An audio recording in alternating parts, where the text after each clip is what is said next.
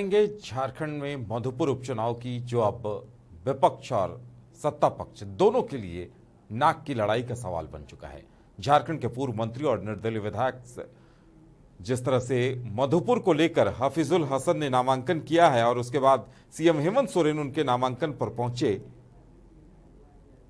उसके बाद बीजेपी ने आजसू से गंगा नारायण को अपनी पार्टी में शामिल करा लिया है। इसे लेकर भी आरोप प्रत्यारोप का दौर तेजी से चल रहा है।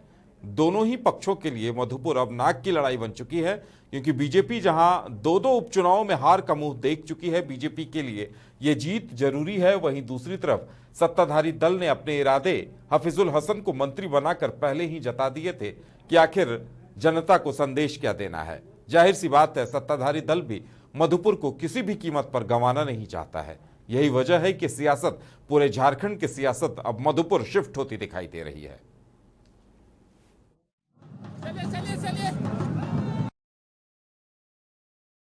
इस बार वो चुनाव तो एक साधारण था, लेकिन ये चुनाव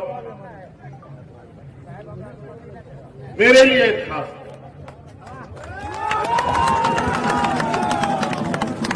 एक ऐसा चुनाव होगा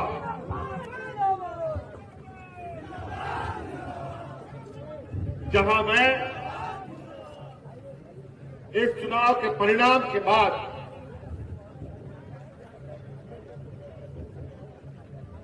और इस चुनाव के बाद ही मुझे भी इस बात का एहसास होगा कि राजनीतिक पाठशाला में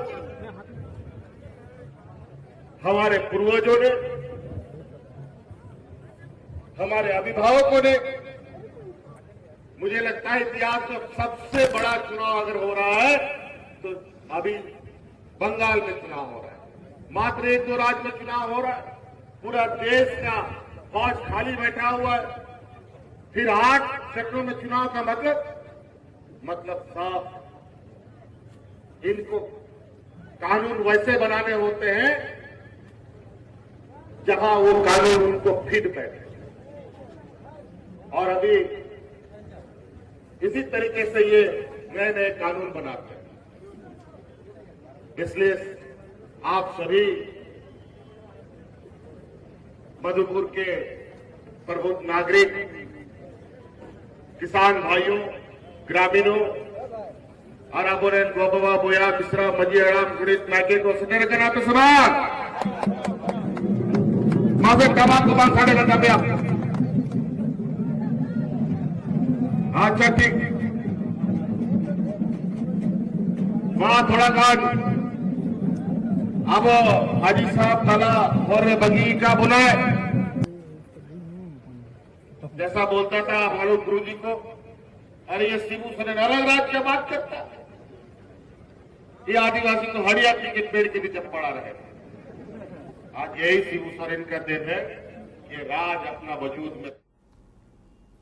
तो मधुपुर विधानसभा उपचुनाव को लेकर जेएमएम उम्मीदवार हफीजुल हसन के नामांकन दाखिल करने के बाद अब मधुपुर का चुनावी घमासान दिलचस्प मोड़ पर आ गया है। गंगा नारायण सिंह के बीजेपी में शामिल होने के बाद कांग्रेस ने बीजेपी पर भी तंज कसा है और बीजेपी पर बोरो प्लेयर उतारने का आरोप लगाया है। तो वहीं बीजेपी ने कांग्रेस के आरोपों पर पलटवार करते हुए कहा है कि कांग्रेस पार्टी जब बोरो प्लेयर की बात करती है तो यह बड़ा ही हास्यास्पद लगता है, क्योंकि कांग्रेस पहली ऐसी पार्टी है जिसे अभी तक एक अध्यक्ष तक नहीं मिल पाया है। कार्यकारी अध्यक्ष के भरोसे पार्टी चल रही है।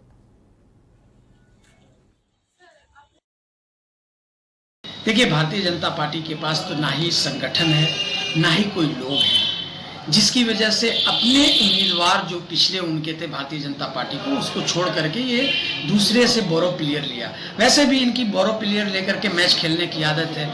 जैसे बाबूलाल मरांडी को इन्होंने विधायक दल का नेता, अपना विधायक दल का नेता पार्टी का बना रखा है, वो भी बोरो प्लेयर है। उसी तरह से वहाँ पे जो अभी इलेक्शन होने वाला है, तो ये भारतीय जनता पार्टी के पास कोई कैंडिडेट नहीं, तो उन्होंने आसू से कैंडिडेट लिया है और आसू के कैंडिडेट को वो लड़ाएंगे। तो ये सब सारी चीजें, ना उनके पास संगठन है, ना लोग हैं, ना कार्यकर्ता बचे हैं। देखिए, कांग्रेस जब बोरो प्लेयर का आरोप लगाती है तो उससे हास्यास्पद बात कुछ नहीं हो सकता।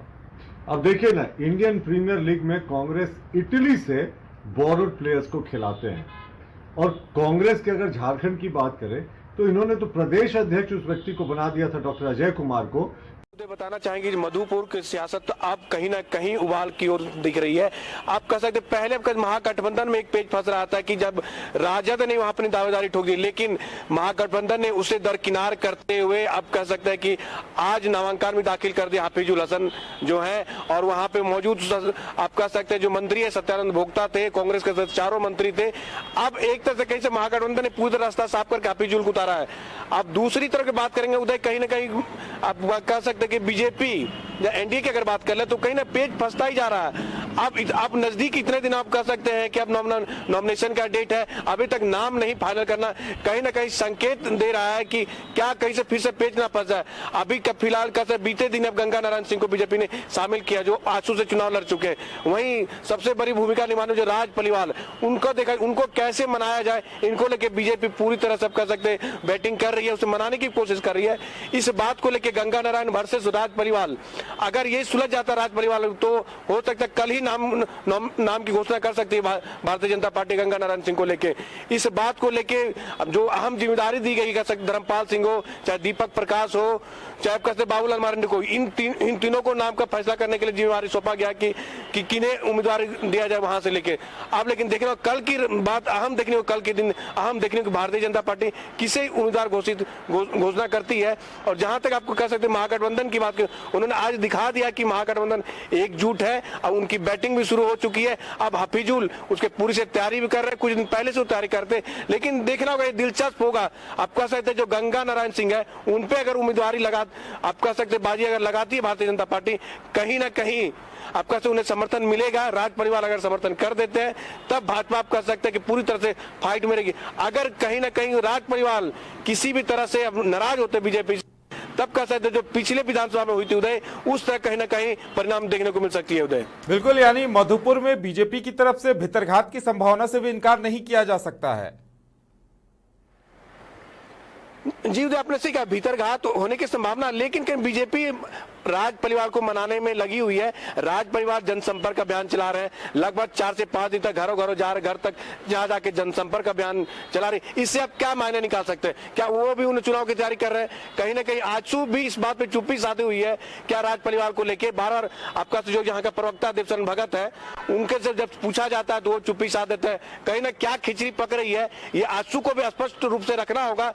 क्या राज परिवार अगर बीजेपी टिकट नहीं देती है, क्या पाला बदल सकते हैं? ये भी एक बड़ा सवाल है बीजेपी के लिए। दूसरी तरफ गंगा नारायण सिंह, अगर गंगा नारायण सिंह को अगर इतने आप कह सकते हैं एक एश्योरेंस करके भारतीय जनता पार्टी में लाया गया कि आपको टिकट दिया जाएगा, तभी कोई इतने आप कह सकते कोई पार्टी बदल सकता है। अब देखना होगा क्या भारतीय जनता पार्टी कल किनके नाम पे मोहर लगाती है, राज परिवार हो या गंगा नारायण सिंह। बिल्कुल मनीष, सवाल ये भी है कि बीजेपी जितना देर करेगी नुकसान भी उतना ही बड़ा होगा, क्योंकि वहां एक तरफ मंत्री पद पर बैठे हुए हाफिजुल लगातार पिछले जब से वो मंत्री बने हैं एक तरह से चुनाव प्रचार उनका चल ही रहा है, क्योंकि उनके लिए ये वजूद का सवाल है, अस्तित्व का सवाल है, झारखंड सरकार के लिए भी प्रतिष्ठा का प्रश्न है। दूसरी तरफ बीजेपी की देरी कहीं न कहीं ये साबित कर रही है कि बीजेपी गंभीर नहीं है इस सीट को लेकर।